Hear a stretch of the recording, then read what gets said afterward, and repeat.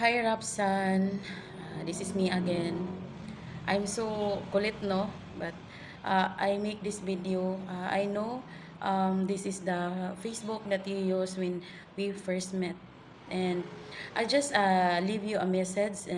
I know I cannot send you a message in your account, and the two accounts again I did not send already because I did not know if you activate your Facebook or you did not want me to message you. I don't know what did you do to your Facebook.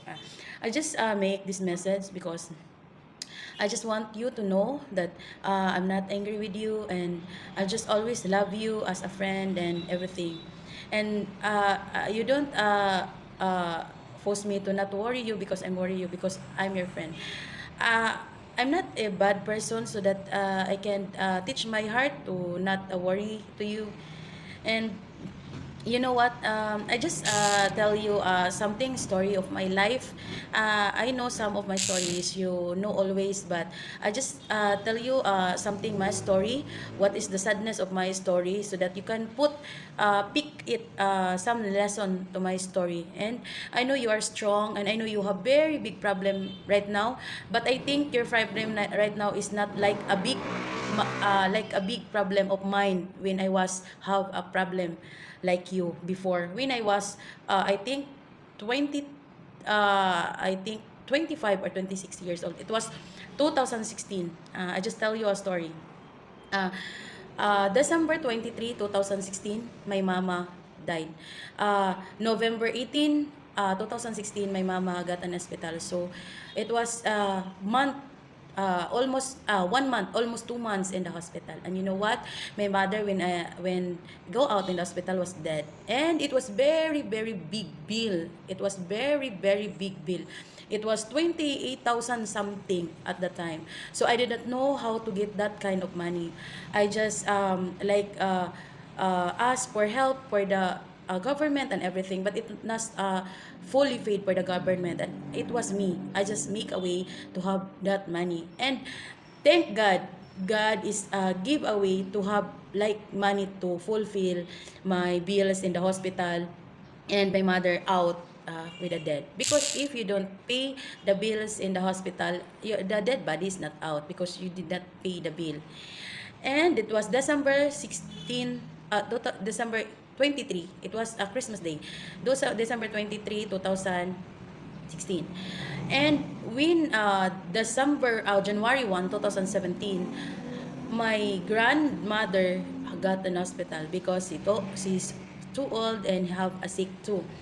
And it was 1 month in the hospital because my grandmother dead was January 30, 2017. So it was December and it was January. And they have also a bill too. And I didn't know where I get because I have my mother 1 month. So I do not know how to get money again to pay a bills like that. And I go to church and pray and ask for government again, and for the God knows my everything, my sadness, and I pray, and God guide me to have a money to like uh, if you ask God, the way is in you. All you want to do is open your eyes, open your heart, and open your mind. That's it. And when I was December 18, January 30, 2017, that was my grandmother died. February 18, my brother, the adopted of my mother, and we have adopted. My mother have adopted. My family have adopted. My mother and father have adopted. It was motor accident, and she's dying too. It was 80% die and 20% alive. But I try my best to sign the waiver to make a like to make a alive, and it was thank God, God will guide me, provide me, and my adopted my mother is alive. But it was 400,000 bills, and the man that he crashed away, it was 200,000 bill. It was half a million, and I didn't know where I get that money again. For God have guide me again, as I asked God again, and God make a way again. I just open my eyes, open my heart, open my mind to conquer all the God give the problem to me, and God have a solve give to me. And it was February, and by the uh, March, I think March 15, my father was hospital too, and it was that two in the hospital, my adopted and my grandfather. So, and my grandfather died March 29. March 29, my grandfather died. And it was so hard to me because I have a hospital and have my grandfather died. It's so hard to me. And I was me, not other than, it was me. No one helped me at the time because my brother and sister is so young at the time, and I have little daughter at the time. But God always gave me strength. God always provide me. God always guide me because I always ask God. I always ask God. I did not uh, co- uh, like uh, like basol like to the God, because I know God give that problem because uh God knows that I can do it. I can do it. And after that, it was March and April. My grandmother sister is at my home, living at my home too, because we did not, that family did not married. So he lived us, he lived our home, and she is died too. Uh, April 14, he died too. So December, January, February, March, April, 5 months. It's so very sadness moment of mine, and I was 25 or 26 years old at the time, and I was a baby. My daughter, it was a baby at the time. But you know, Rapsan, I stand, and everything was like happened as a reason. Happened at a reason. I think it was God make me stronger and stronger and stronger. The God is provide me everything. God me guide me everything. That's why you are stronger than me, Rapsan. I know you can do it. I know you can pass it, and I know you have God in your life, Rapsan. So don't be upset too much. Don't be like uh, I don't know what is the English, but don't be. Just stand, open your eyes, open your heart, and conquer everything and accept everything. Everything was good after it. And my advice to your son, conquer everything. Bad people, good people, conquer it everything. And bad people, if you conquer, open mind, open heart, just make us tears to those bad people that down you. Just make us tears so that you can up. And to those people that worried, really worried you and care of you, make them like hold them, because that people can help you, so hold them so that you can up. And to those people who down you, make them stairs so that you can up. That's that you want to do. And I know everything is fine, everything is fine because you are so lucky. You are so lucky than me because you have mother, you have father, and your two siblings, you and your brother is not young. And um, I know you can survive it, but don't be allow the problem ruin you. Don't allow the problem make you depressed, because depression is not a joke, Ramsan. Depression is not a joke. So don't allow depression ruin you. Don't allow depression break you, because that is a problem, that is a depression, and you are the human. And I know you are strong than the depression. I know you are strong than the problem. I know God put that your situation like that because I know God knows that you are survive it. Just open mind and open heart and everything. Conquer everything. It is bad or good. Conquer everything. And the day will come. You you shock because you are stand up and you are free, and you are like what happened to me now. I'm just shocked. At the time, I'm just shocked because if I look back, I did not know how to pass it. I did not know how it happened that I passed, because I, at the time, at the moment, I know I'm just under the ground already. I feel like under the ground. I am under the ground already. But when the time that it is happened that I am stand na, then I already paid my all bills and already done everything, and my daughter is kanang like entering every event of the school, and it was very big amount, but he can join everything, and like my family is good, my daughter is good, and everything is good. Then when I look back, how I passed that, it was shock on me. And remember, I am a girl, you know that. I am a girl and you are a boy. You are so very big difference, me and you. And you have a family. And me, I have no family at the time. I have no family.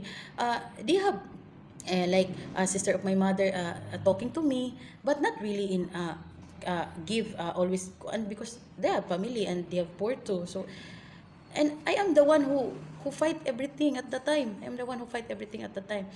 But I know God is always beside me. I know God is always guide me what my decision, because I'm open minded. I'm just conquer everything. If it is bad or good, I just make God, Lord, I accept this and please guide me for this, like that. I know, Rapsan, you can survive everything. So don't be depression ruin you. The depression is broken you, and the problem is ruin you, and the depression and the problem is broken you. No, all the people that down you, make them stairs so you can up, and all the people that have concern on you, really concern on you, conquer it. Don't be the people, if they have people that worried you, can understand you, don't let them go, because that people can help you. Just the people that really worried you and understand you, hold it, because that people can help you. Don't make the way that the people is like this upper, because that's not good, Rapsan. Conquer everything. The people who ruin you, who nice on you, conquer it.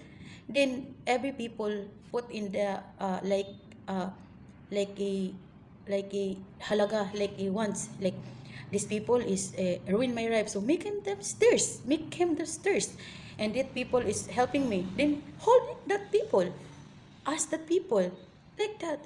Everything is okay, Rapsan. If you are conquer everything, everything is gonna be okay.